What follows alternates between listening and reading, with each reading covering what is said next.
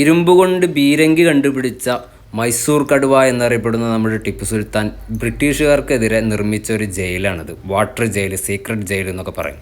ഇതുപോലെ ബ്രിട്ടീഷുകാരെ കൊടുന്നു നിർത്തി ഓരോ ലെവലും വെള്ളം നിറച്ച് അവരെ ചോദ്യം ചെയ്തിരുന്ന ഒരു സ്ഥലമാണ് ഇത്.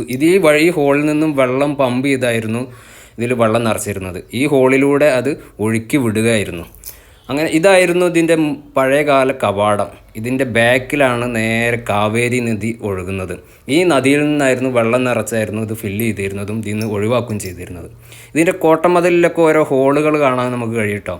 ആ ഒരു ഹോളിലൂടെ നോക്കിയാൽ 2ഉം 3ഉം ഹോളുകൾ നമുക്ക് കാണാൻ കഴിയും. ശത്രുവിൻ്റെ നീക്കങ്ങൾ അറിയാൻ പറ്റുന്ന ഒരു ഹോളാണിത്.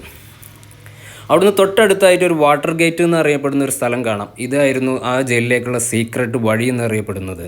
അതിൻ്റെ തൊട്ടടുത്തായിട്ടാണ് ടിപ്പു സുൽത്താൻ മരിച്ചു കിടന്നിരുന്ന ഈ സ്ഥലം നമ്മൾ കാണുന്നത്.